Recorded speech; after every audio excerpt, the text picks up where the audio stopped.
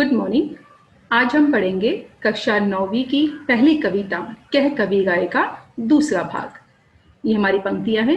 बिना विचारे जो करे सो पाछे पछताए। पाछे पछताए का अर्थ होता है पीछे पछताना, यानी कि पश्चाताप करना। बिगाड़े, बिगाड़े का अर्थ होता है बिगाड़ना। हंसाए यानी कि हंसी या मजाक। ये देखिए चित्र में कवि कहता है बिना विचारे जो करे सो पाछे पछताए, यानी जो इंसान बिना सोचे समझे कोई काम करता है वो पीछे यानी कि बाद में पछताना शुरू कर देता है। जैसे कि आप इस बच्चे को देख सकते हो, साल भर शायद इसने पढ़ाई नहीं की, इसीलिए जब वो पेपर लिखने बैठा है तो उसे कुछ नहीं आ रहा है, और जब पेपर का नतीजा यानी कि रिजल्ट सामने आता है तो वो पछतावा करना शुरू कर देता है क्योंकि वो पास ही नहीं होता है।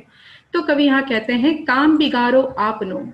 तो कवि कहते हैं कि ये जो इंसान है इसने अपनी नसीब खुद ही बिगाड़ी है, अपना काम खुद बिगाड़ा है और संसार को उस पर हंसने का खुद ही मौका प्रदान किया है। और अब जब संसार आप पे हंस रहा है तो अगर आपको गुस्सा आता है तो इसका कोई कुछ नहीं कर सकता, क्योंकि ये हालात आपने खुद ही अपने लिए पैदा किया है।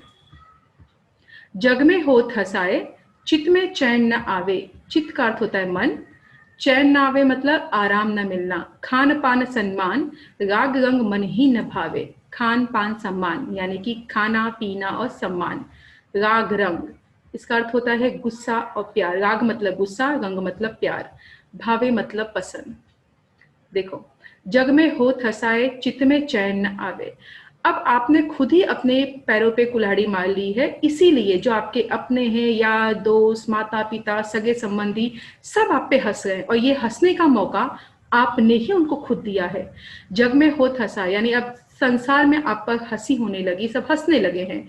चित्त में चैन न आवे, अब लोगों को आपके ऊपर हंसता देख के आपको इस तरह से महसूस हो रहा है, यानी कि आपका जो मन है वो बेचैन होता जा रहा है, आपको गुस्सा आ रहा है उन पर कि क्यों ये लोग मुझ पर हंस रहे हैं।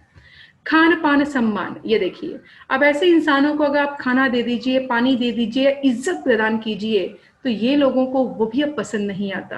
राग रंग मन ही न भावे, अब आपके जो अपने हैं भले वो आप पे गुस्सा करे इस तरह से या फिर वो आपको समझाने की कोशिश करे प्यार से, लेकिन उस बच्चे को कुछ भी फीलिंग महसूस नहीं होगी, ना खाने की, ना पीने की सुध रहेगी, ना कोई इज्जत देगा तो उसे लगेगा ताना मार रहा है, क्योंकि उसने अपनी नसीब खुद ही बिगाड़ी है। कहते हैं अपने ही पैरों पे कुल्हाड़ी मारना, ये मुहावरा है, तो उस बच्चे ने ऐसे ही कर लिया है कि पैरों पे कुल्हाड़ी खुद ही मार लिया है, फेल खुद ही हो गया है बिना पढ़े।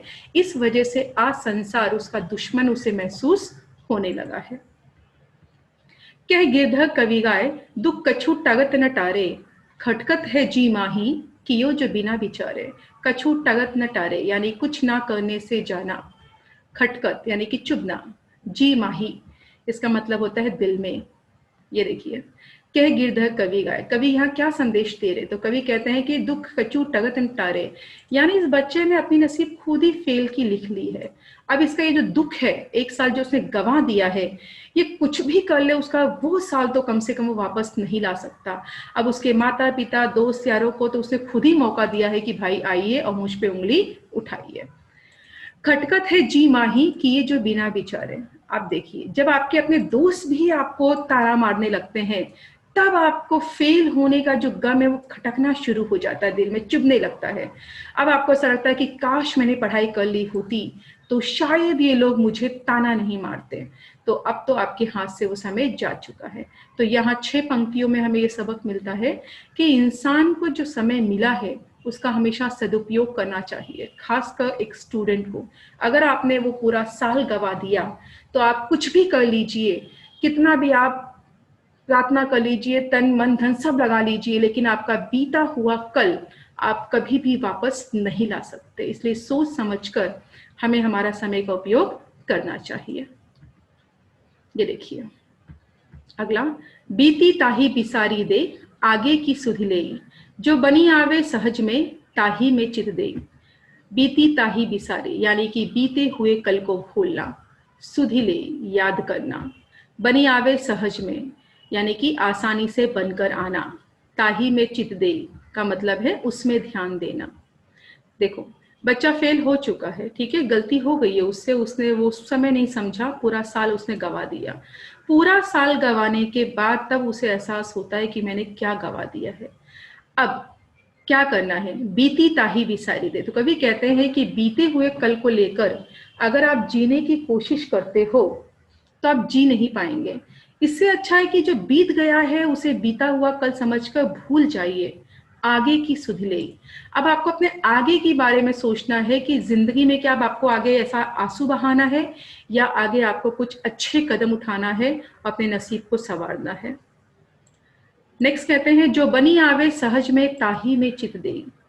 अब बच्चे कई ऐसे होते हैं जब फेल हो जाते हैं तो कुछ इस तरह से कर्म करना शुरू कर देते हैं, यानी कि खुद को नुकसान पहुंचाने लगते हैं।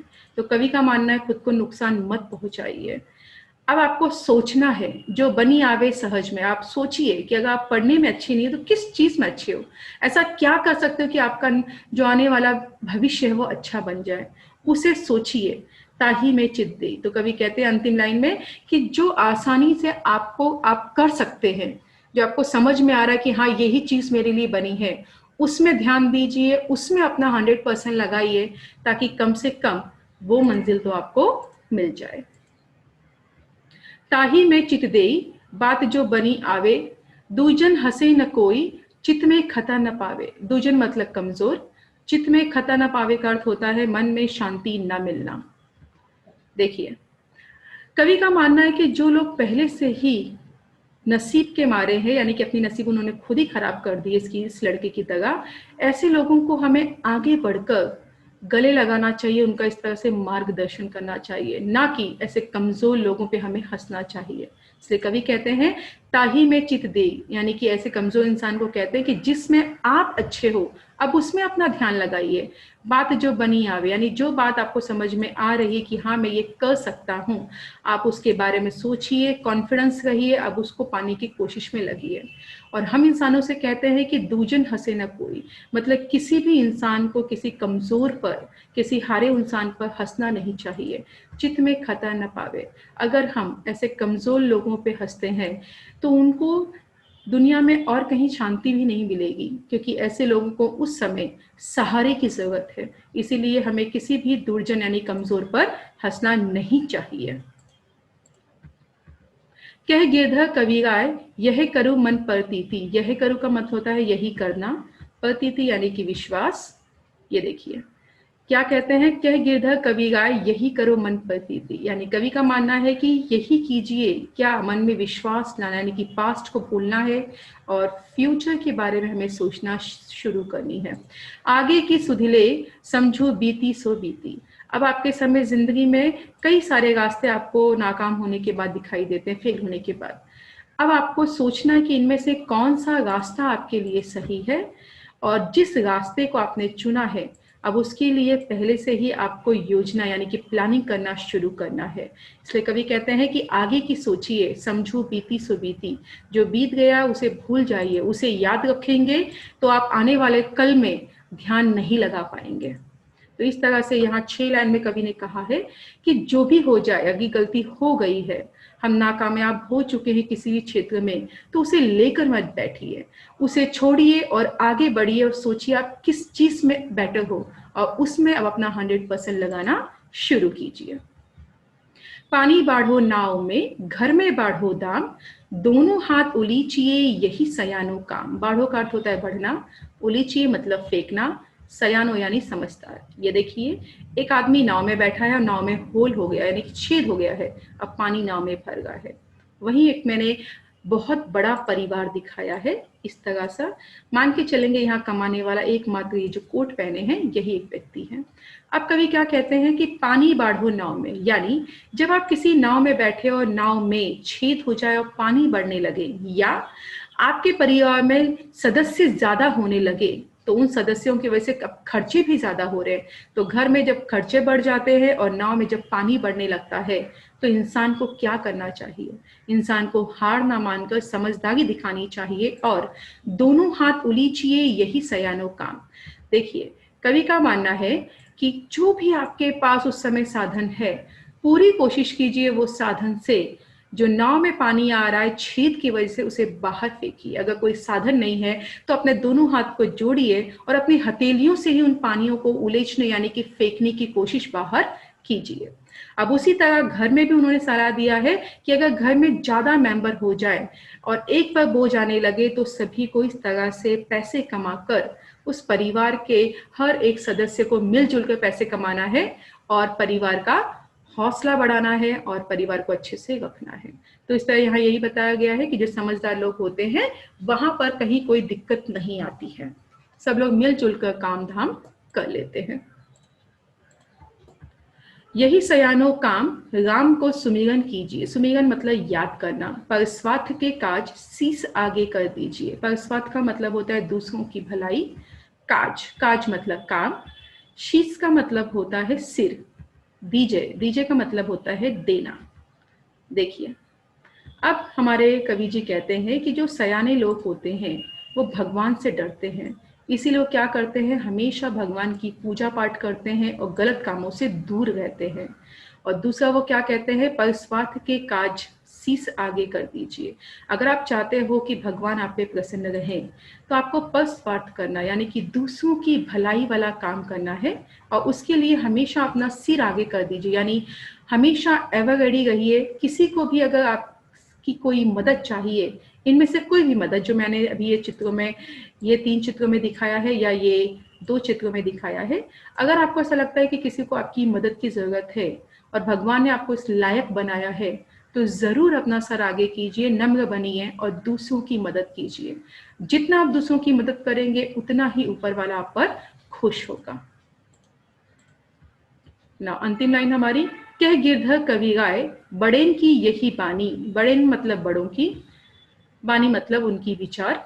चलिए साल चाल सुचाल, सुचाल का मतलब होता है अच्छी तरह चलना। राखिए आपनो पानी, यहाँ पानी का मतलब इज्जत होती है। ये देखिए, एक पिता है, ये हमेशा अपने पुत्रों को समझाने की कोशिश करता है कि ये मत करो, ये सही है, ये गलत है, लेकिन बच्चा पिता की बात नहीं मानता है।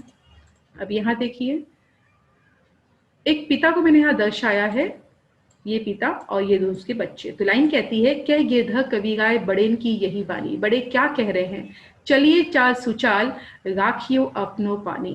तो कवि का मानना है कि जैसे ये पिता अच्छा कर्म करता है इसीलिए जो इसके बच्चे हैं उसे पसंद करते, यानी कि एक पिता का जो इज्जत है बच्चों की नजरों में जो होना चाहिए वो एक पिता ही बढ़ा सकता है, कोई और नहीं।